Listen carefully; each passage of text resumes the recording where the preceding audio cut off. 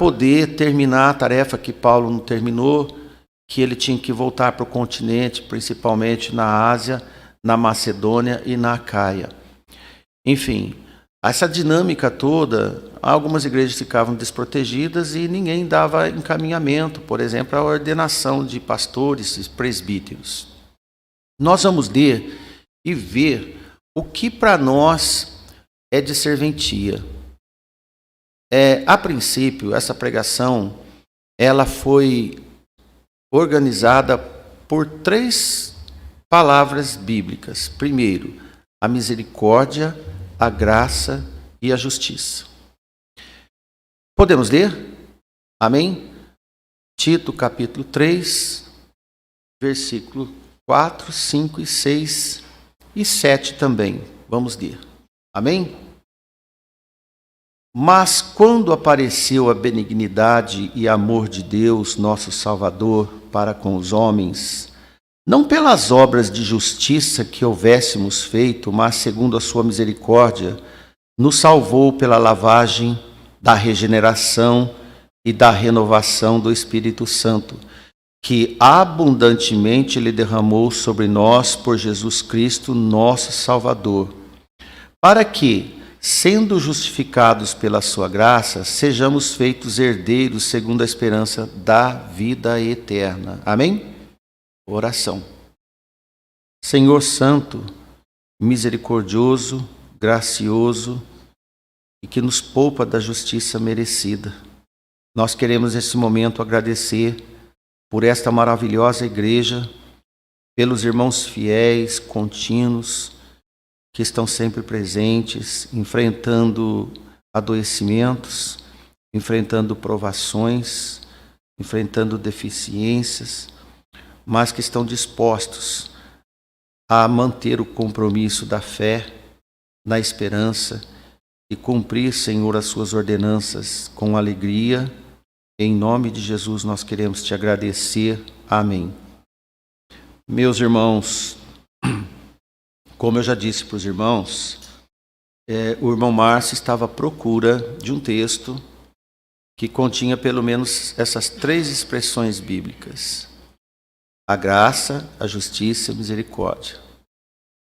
E nos encontramos num recente estudo que nós fizemos com os irmãos, e foi na menção de Paulo a Tito, nesses seus escritos, durante a sua breve carta.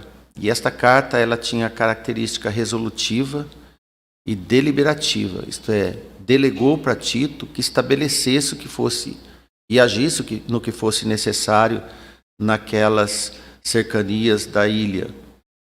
E ele tinha a missão de finalizar obras inacabadas do apóstolo Paulo. E ele tem a expressão em hebraico: as coisas que restarão para finalizar, apesar de problemas que já existiam em questão de afastamento doutrinários e esfriamento também.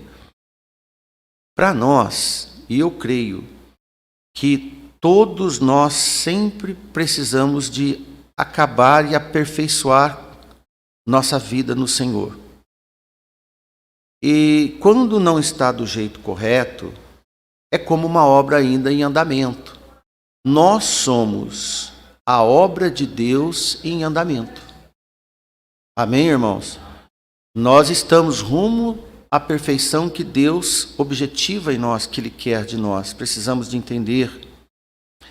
E Paulo deixou para Tito essa incumbência. Mas não é o assunto-chave de hoje o fato do que ocorria nas igrejas em Creta. Mas o fato para nós hoje é o que ocorre conosco, numa similaridade bíblica. Como todos nós estamos em processo inacabado,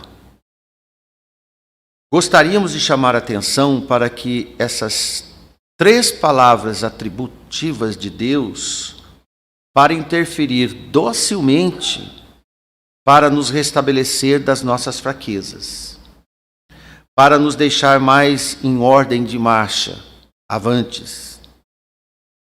Irmãos, vejam, Pela graça de Deus somos salvos. Amém? Pela sua misericórdia somos poupados. Amém? E pela sua justiça somos substituídos, justificados por Cristo, o pagador das nossas dívidas extremamente grandes e impagáveis. Todos nós somos conscientes que nós não tínhamos como nos aproximar de Deus. Nós estávamos, irmãos, antes de conhecer Jesus, e quem ainda não conhece Jesus, nós estávamos como aquele conhecido ditado: devo e não nego, sou pecador e não nego, gostaria de pagar, mas não tenho como pagar. E Deus viu isso em nós. Ele olhou para nós, e observe que no nosso texto ele traz no assunto a necessária misericórdia de Deus, porque senão nós não estávamos nem aqui. Porque Deus vê em nós uma certa vontade, mas não atinge. Nós temos certa misericórdia esporádica, alguns pedaços de misericórdia, às vezes elas são temporais, são humanas, que passamos a ter, por exemplo, algumas compaixões de momento. Às vezes nós temos compaixão, depois nós estamos com raiva de alguém. Às vezes nós declaramos tanto amor para alguém e depois já não queremos mais nem perto. Deus não é assim conosco, então nós somos muito limitados. Não vamos contar conosco hoje, tá bom? Em nenhum atributo nosso. Embora a palavra de Deus nos incentive a sermos misericordiosos uns com os outros, a obra de Deus é efetiva entre nós quando somos habilitados por Deus, perdoados por Deus, dispostos a perdoar e também a ter a benignidade. Isto aconteceu em nós apenas quando apareceu a benignidade e o amor de Deus, nosso Salvador Jesus, verso 4, para com os homens. Apareceu Jesus um dia na nossa vida. Amém. Amém, irmãos? Somente quando Jesus toma conta da sua vida é que ocorrem mudanças para o bem melhor que Deus aceita. Lembra-se que a benignidade faz parte do nosso caráter. Preste bastante atenção. A benignidade faz parte do nosso caráter. Por acaso nós conseguimos mudar nosso caráter por força de vontade?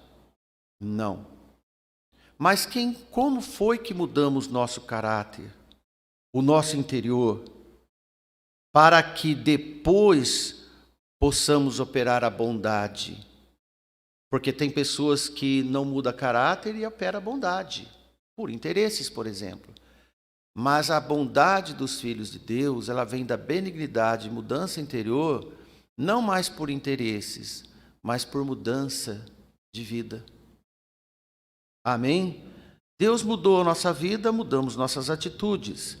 Então, Deus nos habilitou para sermos diferentes, para que depois pudéssemos operar a bondade em forma de ações, pelas atitudes de alguém de fato benigno, mudado por Deus, fruto do seu Espírito. Veja Gálatas 5:22, se o irmão puder projetar, você vê que o que surtou em nós, posso usar a palavra surtou? De aparecer, o que gerou em nós que antes nós tínhamos flashes dessas atitudes. Nós já tínhamos apenas flashes de fé, que não valia nada. Nós tínhamos flashes de mansidão. Agora Deus nos deu essas virtudes, sendo que não fazia parte da nossa natureza. Nunca ocorreram essas virtudes em alguém se antes não houver o arrependimento, como devido ao perdão do nosso Salvador. Apenas depois de Jesus acontecer em nós, esses fatos tornam-se rotina, de dentro para fora.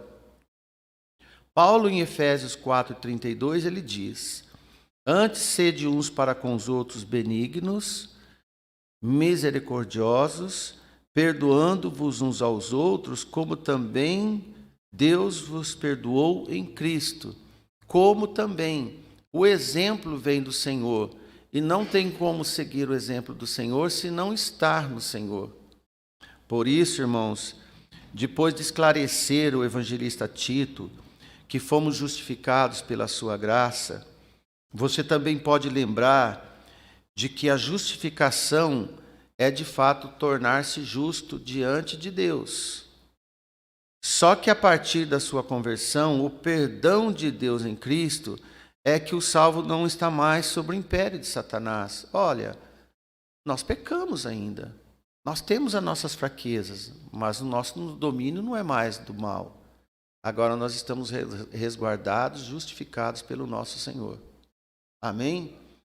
E entre as nossas linhas da nossa leitura de hoje, Paulo diz para Tito, e Tito, irmãos, era um homem exemplo de grande histórico de obras acumuladas diante dos apóstolos, para o bem e preservação do anúncio cuidadoso do Evangelho, e com todos esses atributos que ele carregava, olha o que Paulo disse para ele, verso 5, não pelas obras de justiça que houvéssemos feito, mas segundo a sua misericórdia. Olha, irmãos, o apóstolo disse para um outro irmão do seu quilate, dizendo assim, todas as obras de justiça que nos houvermos feitos, ou que nós fizemos, não vêm para nós, mas segundo a misericórdia de Deus. Nunca, mas nunca que algum de nós tenhamos a ousadia de pensar que merecemos algum tipo de mérito pelas nossas boas obras para se apropriar da justiça na causa do Senhor. Que não aconteça isso em nós. Paulo estava inculcando em Tito que, em tudo que eles operavam nas boas obras, nada pertencia a eles. Nada era deles. Tudo era por causa do acontecimento, do aparecimento da benignidade, o interior deles modificado por Jesus, e do amor de Deus por eles, assim também para conosco. Aqui encontramos uma das principais ramificações do Deus e amor que João nos contou. É a sua benignidade em nós que age com misericórdia. Para o homem regenerado, só é possível executar boas obras pela operação de Deus. Isto é, as boas obras que fazemos e devemos fazer, porque agora faz parte da nossa natureza, não vêm de nós. São virtudes de Deus operando no seu povo. Amém? E nunca jamais possamos associar as boas obras com justiça vinda por alguma das nossas bondades, sem o impulso da benignidade de Deus em nós. Então guarde, a benignidade mudou o nosso caráter, e a bondade são as ações vindas do nosso interior. Amém? E para a localização dessas verdades, podemos ler em Isaías. Isaías, irmão, 64:4, bateu doído, imerecidamente. Veja o que Isaías diz: mas todos nós somos como o imundo, e todas as nossas justiças como trapo de imundícia. E todos nós murchamos como a folha, e as nossas iniquidades como um vento nos arrebatam. Ou, eu vou dizer aqui, irmãos, que desgraça que o homem se fez. Não é verdade, irmãos? E eu procurei alguma palavra derivativa hoje à tarde, e eu pensei assim, o profeta desnudou a bagaceira que nós somos. Verdade. Ele desnudou. Bagaço, irmãos, é o resíduo de coisas boas. Lembrando que Adão foi bom, mas nós tornamos um bagaço Então o Senhor fez do bagaço um fruto benigno para alimentar o próximo com bondades. Você imagina isso? O que Ele fez em nós?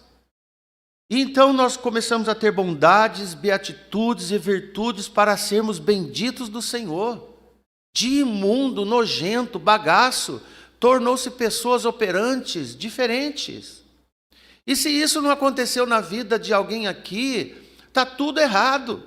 O bagaço ainda continua, o imundo ainda perturba. De fato, irmãos, para sermos cheios de bem-aventuranças, glória a Deus, e nunca a qualquer um de nós. Nunca. Nós sabemos bastante Efésios 2, 8 e 9. Mas ele encaixa certinho aqui. Porque pela graça sois salvos, por meio da fé, e isso não vem de vós, nenhum de nós, é dom de Deus em vocês, preste atenção, não vem de nenhuma obra, por melhor que você acha que você faz, para que nenhum homem nessa terra se glorie do que fez e faz, desde o passado, porque eu fiz isso, fiz aquilo, ajudei tanto. Irmãos, leia Efésios. Está decorado, mas não está na prática. Não está perturbando o seu coração para entender quem você é. Porque quem se acha justo em si mesmo, cobra a glória para si. Cobra a glória entre os homens. Isto chama-se na Bíblia de vanglória. Veja o que Paulo escreve em Gálatas 5:26. Nosso livro de estudo atualmente. Não sejamos cobiçosos de vanglórias. E quando acontece isso, olha o que resulta. Irritando-nos uns aos outros. Invejando-nos uns aos outros. Por isso que eu usei a expressão bagaceira, irmão. É um conjunto. Quando alguém se gloria no meio de um povo puro, causa irritação a todos. Entre todos, provocando um pecado indesejado entre uns e os outros, que é a inveja. De modo que aparecem os que se sentem injustiçados porque alguém requisita para ele toda a centralização. E também serão incitados a buscarem também os seus méritos. Tipo, se ele está pedindo, eu também peço, porque eu faço alguma coisa. E é isso que Paulo está falando. E a palavra diz que isso é uma glória vã, no que se traduz vaidades. Olha, uma igreja ela pode ser muito próxima do Senhor, quando nenhum requisita nada para ele. Mas quando alguém começa a requisitar a glória, momento, louvor para ele, torna-se uma igreja cheia de invejosos. De modo que a vaidade é a ostentação das obras também. É a publicidade que o vaidoso exige do próximo a ele. O reconhecimento público do próximo sacia as suas vaidades. Sabe qual é o alimento do vaidoso? Elogios. O alimento do vaidoso são os elogios. Veja que um pecado chama o outro para tornar a sua posição, para contaminar todos em pecados equivalentes. Por isso Paulo escreveu, não sejamos cobiçosos de vanglórias, porque quando acontecer isso entre nós, uns aos outros vão se irritarem, e vão invejar-se uns aos outros, e aí, irmão, desanda tudo. Isso acontece na família, acontece numa empresa, acontece numa igreja, irmãos. Porque toda a justiça do homem promove a sua própria glória. Esse é o maior fracasso nos crentes quando acontece. Quando eles querem ter sucesso, afastam de Deus e dos irmãos. Por isso que tudo aconteceu na base da grande misericórdia de Deus. Nós nunca podemos esquecer que estamos aqui pela misericórdia de Deus e não pelos nossos trunfos. E a Bíblia diz: considerai-vos sempre inferior aos outros, nunca superior. Foi por mera misericórdia ou compaixão e não por justiça merecida de ninguém, desde o princípio da igreja. Para aplicar a justiça, e quem gosta da justiça e clama por justiça, havia severidade da lei. No emprego da lei, não se encontra pacotinhos de brindes de bondades. Não é verdade? Mimos, bônus, perdão, nem oportunidades de renovação. Pelo contrário, a sentença está às portas, a penalidade é inevitável, a severidade é a trilha da justiça. E a misericórdia é expulsa, é excluída. Onde se exige justiça, anula a misericórdia. Entendeu? Mas pela misericórdia de Deus, por nós pecadores, é que a graça nos deu acesso à glória eterna. O reino eterno se faz acontecer vivo entre nós, nunca por justiça de uma igreja, de uma família ou de um indivíduo. O reino de Deus está aqui, está em você, está na sua igreja, no seu povo. Irmãos, que oportunidade que Deus nos deu, que presente vindos dos céus. Quem não aceitará, podemos pensar? Como pode alguém não aceitar esse presente de Deus? Pois é, muitos não aceitam. A maioria não quer. Passa e não quer ver. O reino eterno é como uma porteira aberta. Sabia? Veja como o apóstolo Pedro expressou. Em 2 Pedro 1:11, ele escreveu assim: porque assim vos será amplamente concedida a entrada no reino eterno de nosso Senhor Salvador Jesus Cristo. Quer porta mais aberta que esta? Será amplamente concedida, quer dizer, não tem impedimento. Não tem impedimento algum. A entrada no reino de Deus é ampla. Uma rica provisão celestial, irmãos. Embora a porta é apertada, como Jesus disse. Muitos passarão por ela, mas preferem a larga, porque espaçoso é o caminho da perdição, disse Jesus em Mateus 7, 13 e 14. Depois você pode ver. Da parte de Deus, e isso é importante dizer para você, e para a igreja, para você que nos ouve, porque da parte de Deus, nunca falta disponibilidade da presença do seu Espírito em nós. Nunca. Sobre os fiéis e obedientes, Deus derrama o seu Espírito, até encharcar o chão onde você pisa. Você sabe que essa igreja hoje está encharcada da presença do Espírito Santo. Glória a Deus por isso. E Paulo escreveu para Tito, no capítulo 3 e 6, que abundantemente ele derramou sobre nós por Jesus Cristo, nosso Salvador. Em alguém aqui falta a presença do Espírito Santo de Deus? E se falta, por que não tem? O que aconteceu? Se a Bíblia está dizendo que abundantemente ele derramou sobre nós por Jesus, que maravilha! Abundância de Deus. Ninguém derrama nada senão abundância de grande medida. Nunca. Quando há fartura, irmãos, também há grande generosidade. Amém? Não tem miséria. A medida da sua fé é o tamanho da sua bênção. Pode crer. Pode faltar fé nos crentes, mas nunca disposição de Deus, indisposição de Deus, de te dar a abundância. Nunca. Não há indisposição no Senhor de nos dar muitas e ricas bênçãos. Pode faltar fé em nós, mas não da parte dele. Então a misericórdia sempre está funcionando. Se tem uma tecla ativa no reino dos céus, é a tecla da misericórdia.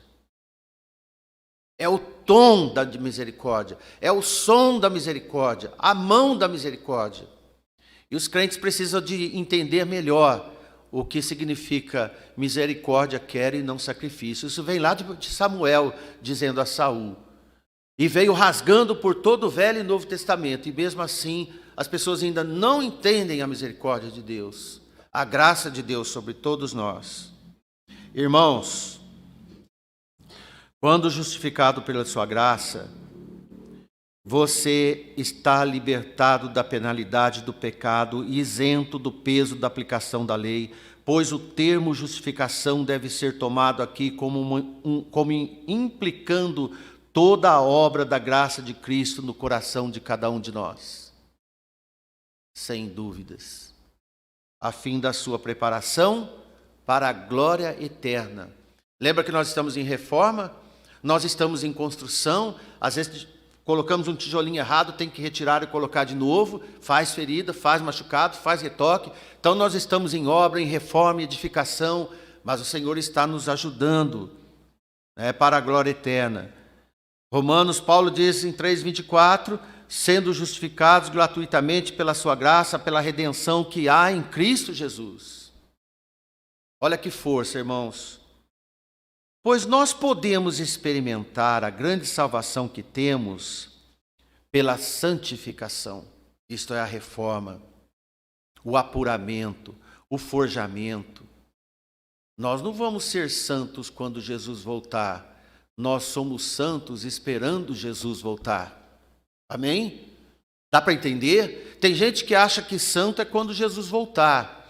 Irmãos, quem santifica são os santos, não os que não são santos. Santificação é um processo, não é um ato apenas. De fato, nós somos justificados, podemos trocar o nosso pecado pela justiça de Deus.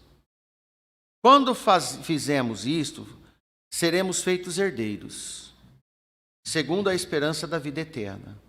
A vida eterna, ela começou em você, meu irmão, no momento em que entregou a sua vida a Cristo. Foi o momento da redenção, daquele arrependimento que você teve um dia. Aquele dia, você recebeu coisas inexpressíveis que, pela nossa fraqueza, nós nem entendemos direito. Mas foi pura alegria. E com o tempo nós começamos a digerir melhor o que Deus pode fazer em nós. E às vezes demora anos para entender. Mas nós precisamos de aproveitar o tempo. Como diz, remir o tempo. O que temos agora é somente uma ideia do que Deus nos garantiu para o futuro. Agora, quando nós estamos no Espírito do Senhor, essas ideias substanciam na benignidade e na bondade, no perdão e na paz. Conhecer a paz que só Jesus pode dar. Irmãos, esses ensinos e essas ações benéficas aos crentes, como também aos não crentes, aos quais a igreja deve ter a responsabilidade e a obrigação do testemunho santo. Se você não consegue enxergar o que Deus pode fazer em você, como é que o seu vizinho, os seus amigos vão enxergar? Se você não tira de dentro para fora em obras e atitudes, como vão descobrir quem você é? Nós não fomos salvos para ficar ocultos e escondidos. Concluindo, aprendemos que... Vamos finalizar a pregação, eu quero que você ouça ainda mais. A justiça de Deus é dar ao homem o que ele merece. E eu não quero isso. O que eu mereço, eu não quero. Você quer? Então, a misericórdia é Deus poupar o homem do que ele merece. Isso é misericórdia. Eu prefiro a misericórdia. Porque Deus me poupa do castigo que eu mereço. E a graça? A graça de Deus é Deus presentear o homem do que ele não merece. Amém? Essa tríade, para nós, é impressionante. E deve ser vivo em cada um de nós. Às vezes eu vejo muitos clamarem por justiça, justiça, justiça. Eu fico olhando. Apenas justiça quando olha para o próximo. Mas a justiça de Deus, ela não é manca. Quando clamamos por justiça, poderíamos clamar por misericórdia, por arrependimento. É no arrependimento que encontramos o perdão e a salvação e a chegada da graça. O tempo de receber o presente merecido e a misericórdia para ser poupado da justiça, da mão pesada de Deus, nós sabemos que ela é.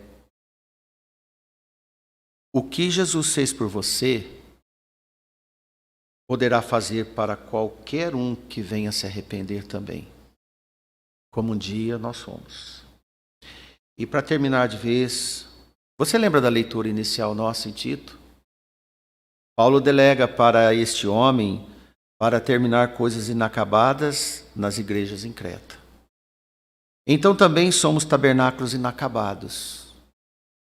Devemos nos aperfeiçoar na santificação e lembrar que todos os irmãos da igreja também estão no mesmo caminho. Uns mais, outros menos. Uns sobem, depois cai, outro levanta.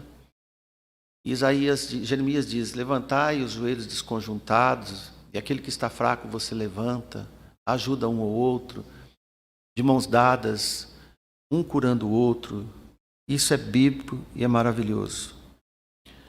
Porque Jesus não veio entre nós porque tinha muita gente boa na terra.